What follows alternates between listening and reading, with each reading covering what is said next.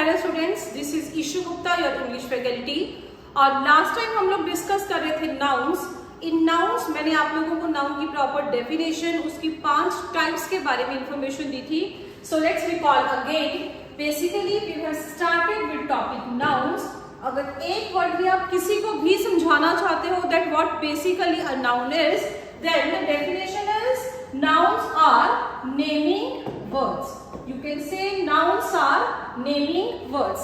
इसके अलावा मैंने आप लोगों को इसकी 5 टाइप्स के बारे में इंफॉर्मेशन दी थी। That basically we have 5 types. Number 1 is proper noun.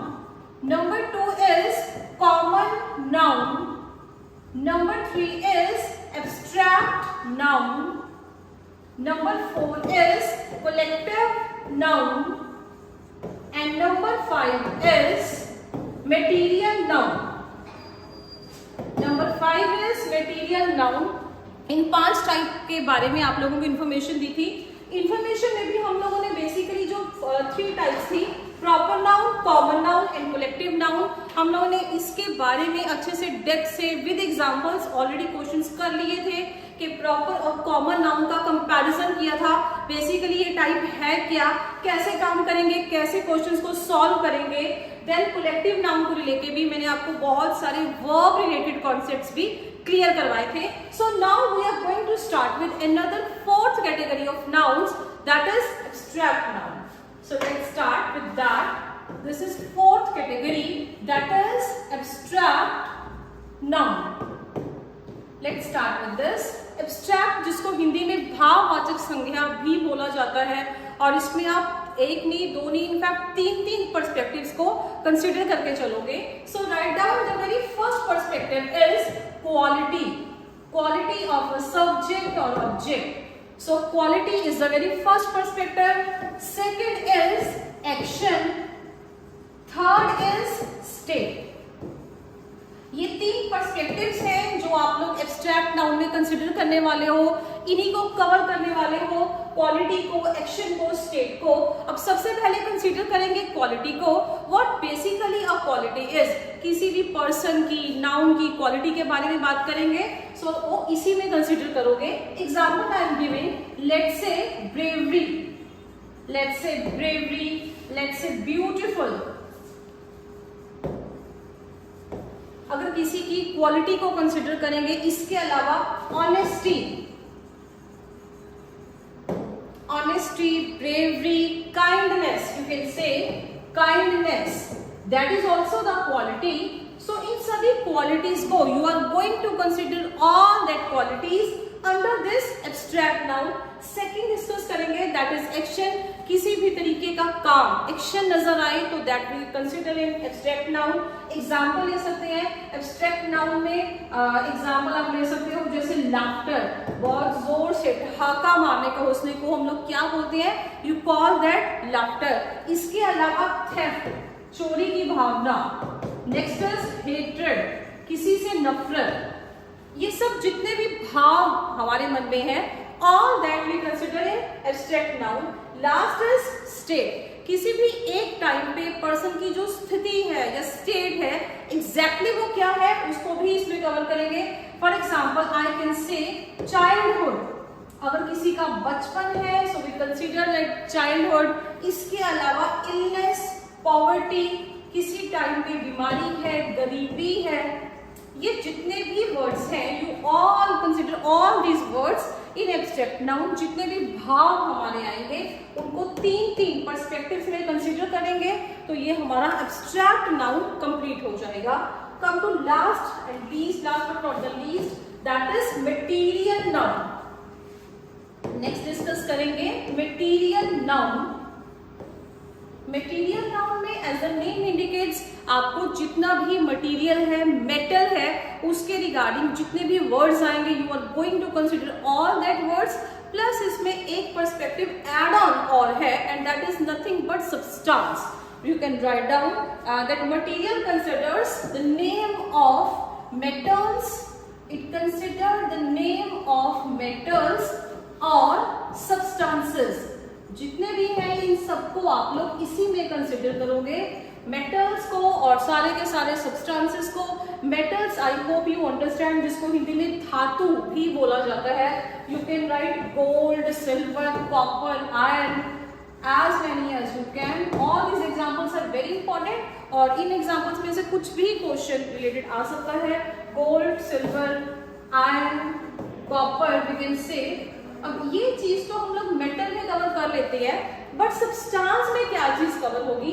Substance में अगर हिंदी में बात करें तो जितने भी तरल पदार्थ हैं वो सारे के सारे इसी में कंसिडर करेंगे। You can write water, oil, sugar, tea, coffee, sugar, tea, coffee, ये जितने भी एग्जांपल्स हैं, just once and for all note down all these examples, because questions ज्यादातर इसी एग्जांपल्स में से बनते हैं। जितने भी नेम ऑफ सब्सटेंसेस हैं, I have written all of them, और भी बहुत ज्यादा हैं, बट इनमें से ज्यादातर क्वेश्चंस पूछे जाते हैं।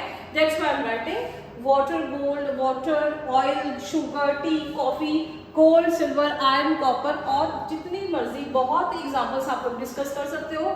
हाल फिलहाल इतनी एग्जांपल्स बहुत है आप लोगों के लिए, सिर्फ इस टॉपिक का कॉन्सेप्ट समझने के लिए। तो आज हम लोगों ने एब्स्ट्रैक्ट और मटेरियल नाउन को डिस्कस कर लिया, लेकिन एक बहुत इंपॉर्टेंट पॉइंट जो इसी के साथ डिस्कस करना था, अब उसको डिस्कस करवाऊंगी। अगर हम एक कैटेगरी लेके चले कि what is countable noun and what is uncountable noun. I hope ये चीज आप लोग, ये बहुत कॉमन वर्ड है which we are all able to understand. Uncountable noun, countable मतलब जिसको काउंट किया जा सके, that can be counted. We can write like this, that can be counted. और अगर कोई भी चीज काउंट की जा सकती है, so but obvious है कि वो सिंगुलर या प्लूरल दोनों हो सकती है। That means it can be, you can write down these points, it can be singular as well as plural. जो चीज अपने आप में काउंट हो जाएगी वो सिंगुलर भी हो जाएगी, वो प्लूरल भी हो जाएगी। अब कंसीडर करते हैं next perspective, that is uncountable noun, जिनको गिना ही ना जा सके, जिनको काउंट ना किया जा सके। You can right that can not be counted, that can not be counted मतलब जिनको आप काउंट नहीं कर सकते हो, अनकाउंटेबल है, that's why we call them uncountable noun. लेकिन इसको भी किसी ना किसी कैटेगरी में कंसिडर करना पड़ेगा, yet they are not counted, but फिर भी हम इनको हमेशा सिंगुलर कैटेगरी में ही लेके चलेंगे। You can write down, it can be considered, it can be considered singular noun, it can be considered singular noun. This is very important part, this is very important rule or point you can say.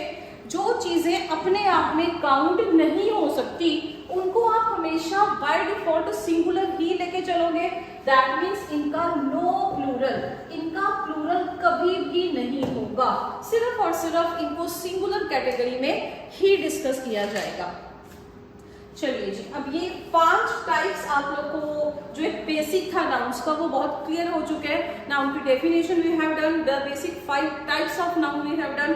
Now we will start with some bit higher level, that is noun compounds. You can write noun compounds. ये word बहुत common है, जैसे बचपन में हम लोग ये topic किया करते थे, जैसे एलिमेंट है, सम कंपाउंड इज देयर। जब दो या दो चीजों के मिक्सचर को रेडी किया जाता है, यू कॉल दैट कंपाउंड। सो अब कंपाउंड को ही हम अलग अलग पर्सपेक्टिव से लेके कंसिडर करके चलेंगे। सबसे पहला पर्सपेक्टिव है नाउन प्लस नाउन।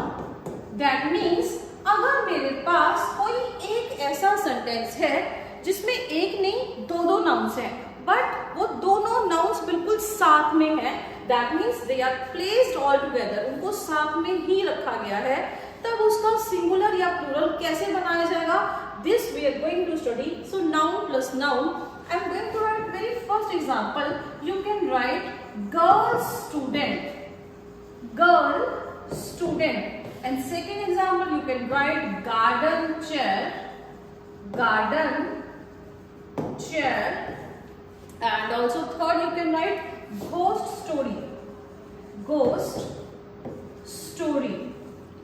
So अगर आपको कोई बताए या कोई पूछे कि आपको इसका ये ऑल दीज आर सिंगुलर, आपको इसका प्लूरल वर्जन चाहिए, तो एक सेकंड के लिए शायद हम लोगों को सोचना भी पड़ेगा कि girl student, basically girl is also a noun, student is also a noun. So अगर इसका प्लूरल बनाना हो तो क्या मैं दोनों के साथ SES या IES एड ऑन कर दूंगी?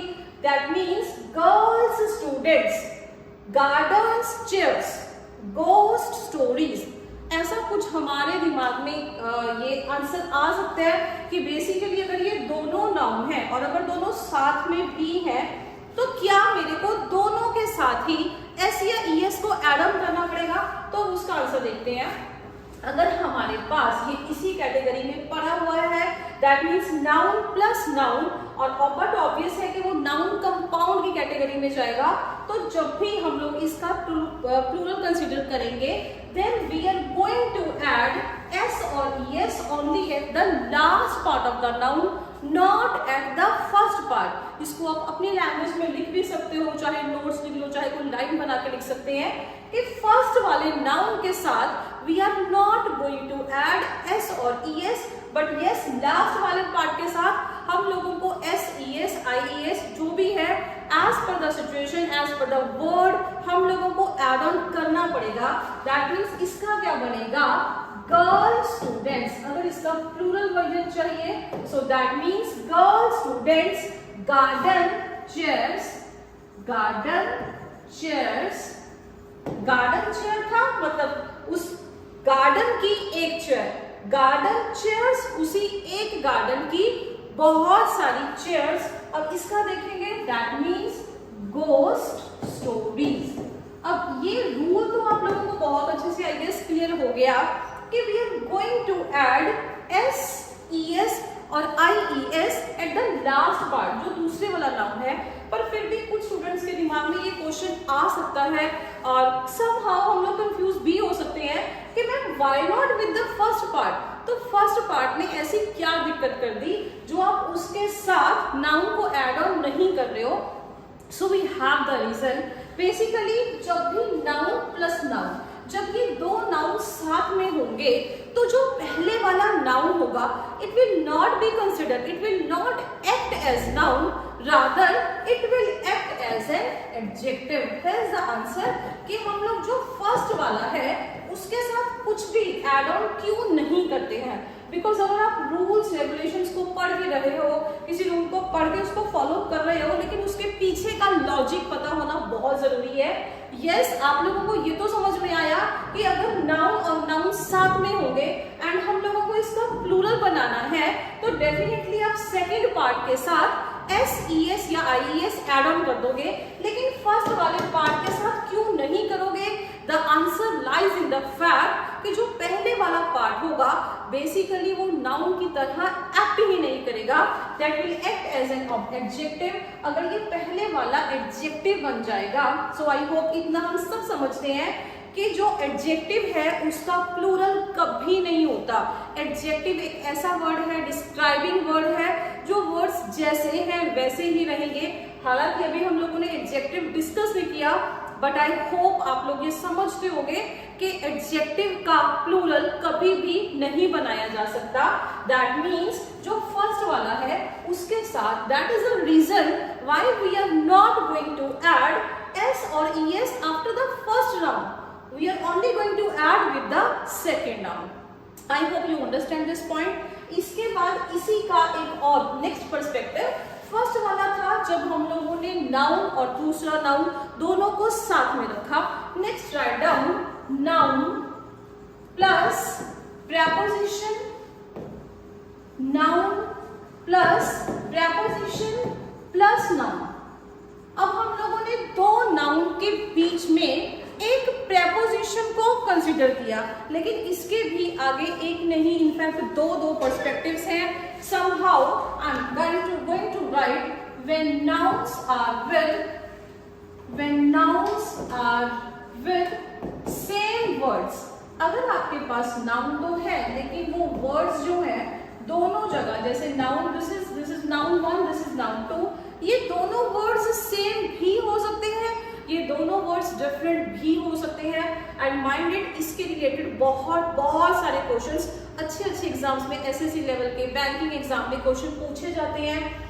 एरर रिलेटेड ऐसे बहुत क्वेश्चन आते हैं। सो अगर एक बार ढंग से कॉन्सेप्ट क्लियर हो जाएगा, क्वेश्चन अटेम्प्ट करने में बहुत ईजी हो जाती है।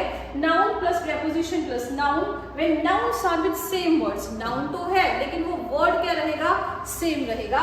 Example I am writing village after village, just write down village after village. So between two nouns I have write down one preposition, or you can say day by day, that is very common word, day by day. Next you can write hour after hour, hour after hour, page after page, page after page. Next we can write hour after hour. As many examples you can write hour after hour. So ये जितने भी words, ये जितने भी आप लोग ये sentences, छोटे slangs की तरह आप लोग देख रहे हो, ये जितने भी हैं all they are singular. Village after village, गाँव में, day by day, hour after hour, घंटे भर, या फिर hour after hour, page after page, ये बहुत सारी एग्जाम्पल्स ऐसी हैं और इससे और भी ज्यादा एग्जाम्पल्स आप लिख सकते हो। Example word after word, word after word, word after word या वर्ड फॉर वर्ड, कुछ भी आ सकते हैं इसमें। All the perspectives you can consider word for word. So ये जितने भी होंगे, इतने जितने भी हमारे ये वर्ड्स हैं, जितने भी स्लैंग्स हैं सॉर्ट ऑफ जिनको हम लोगों ने लिखा है, इनका कोई भी प्लूरल नहीं बनता। आप लोगों को ज्यादातर क्वेश्चंस कैसे आते हैं कि जैसे एग्जांपल बताई जाए पेजेस आफ्टर पेजेस, ये बहुत कॉमन एग्जांपल है जो बहुत बार एग्जाम्स में बार रेपिटेशन में चली है। somehow sentences given and in that sentence they have written pages after pages, so there is no such sentence as pages after pages. In real the word is page after page.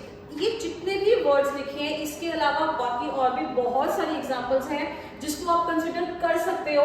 But एक बात याद रखेंगे, format को नहीं भूलेंगे। Village after village, दो nouns और दो नाउन्स के बीच में अगर हम लोग एक प्रेपोजिशन को कंसिडर करेंगे, इन दैट केस हम लोग इसका कोई प्लूरल नहीं बना सकते हैं। We can write no plural. अगर कोई प्लूरल नहीं होगा दैट मीन्स नो एस या ई एस। इस चीज को भी आप लोग लिख लो।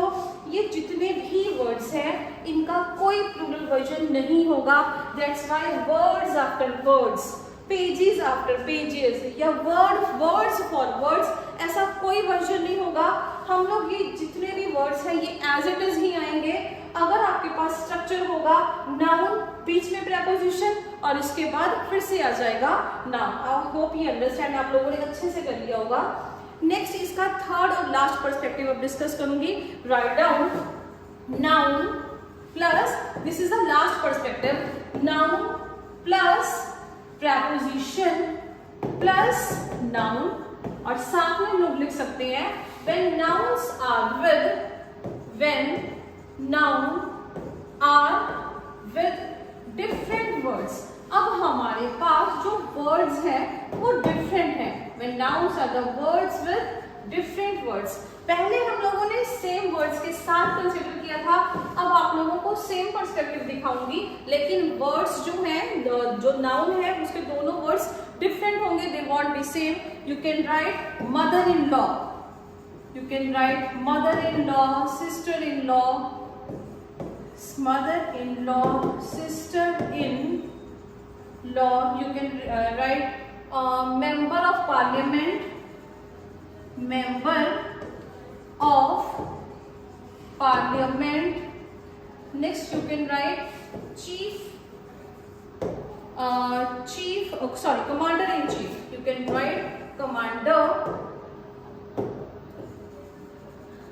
You can write commander in chief. अब ये वर्ड्स आप लोग ध्यान से देखो, मिडल में दो नाउन्स के आपको प्रेपोजिशन नजर आएगी। Mother in law, sister in law, member of parliament, commander in chief, very important words, इन्हीं में से क्वेश्चन आने के पूरे चांसेस रहते हैं। अब इन वर्ड्स का, ये सारे के सारे words basically they are in singular form. अगर ये सिंगुलर फॉर्म में है but you are suppose to make that in plural form, इनका एक नहीं, इनका प्लूरल मतलब ज्यादा, वन टू मेनी वाला पार्ट कंसिडर करेंगे। अगर आपको इसका प्लूरल वर्जन चाहिए तो बहुत ज्यादा कंफ्यूजन होना फिर से जेन्युइन है कि mother basically this is also noun, law basically that is also noun. तो दोनों में से किसके साथ हम लोग एस या ईएस एड ऑन करेंगे? दोनों के साथ करेंगे, एक के साथ करेंगे, या फिर दोनों ही नाउन्स के साथ कुछ भी एड ऑन नहीं करेंगे? बेसिकली ये कंफ्यूजन रहती है, इसको आप लोग इसके साथ बिल्कुल भी मिक्स नहीं करेंगे। when the nouns are with same words, जब वर्ड्स सेम है तब कभी भी उनका प्लूरल वर्जन नहीं हो सकता। I hope you understand. और ये लास्ट वाला है, अगर मदर इन लॉ है ऑब्वियसली इनका प्लूरल है, प्लूरल इनका बन सकता है मदर इन लॉ, मतलब एक सासू माँ। अगर एक से ज्यादा पर्सनैलिटीज हैं तो उसका प्लूरल बनेगा, लेकिन आप लोग उसके लास्ट के एंड पे एस एड ऑन नहीं करोगे, rather you will write mother's in law. आप लोगों को एस तो ऐड करना है, लेकिन जो एस ई एस आप लोग ऐड करोगे that was only at the first part, सिर्फ और सिर्फ पहले वाले नाउन के साथ ही ऐड ऑन करना है। सेकंड वाले के साथ करेंगे तो वो रिलेशनशिप को डिनोट करेगा, नाउन का प्लूरल वर्जन नहीं आएगा, रिलेशनशिप बन जाएगा। सो इधर आएगा सिस्टर्स इन लॉ, अगर एक से ज्यादा है तो। Same example, member of parliament, एक मेंबर की बात करेंगे, अगर मेंबर से ज्यादा हो then that won't be members of parliaments, rather we are going to write members of parliament, commander in chief, commanders in chief। so I hope इतना समझ में आया होगा कि ये जितने भी वर्ड्स हैं, अगर सेम वर्ड्स थे, नाउन के बीच में सेंटर में प्रेपोजिशन है एंड दोनों एंड्स पे आप लोगों के नाउन्स है, अगर वो सेम वर्ड है तो उसका प्लूरल वर्जन नहीं होता। लेकिन अगर वो डिफरेंट वर्ड है तो आप लोग सिर्फ और सिर्फ फर्स्ट वाले पार्ट के साथ ऐड ऑन कर सकते हो, इसके ज्यादा नहीं करेंगे। तो ये था हमारा नाउन कंपाउंड। तो आज इतना ही करेंगे, rest will continue tomorrow. Thank you.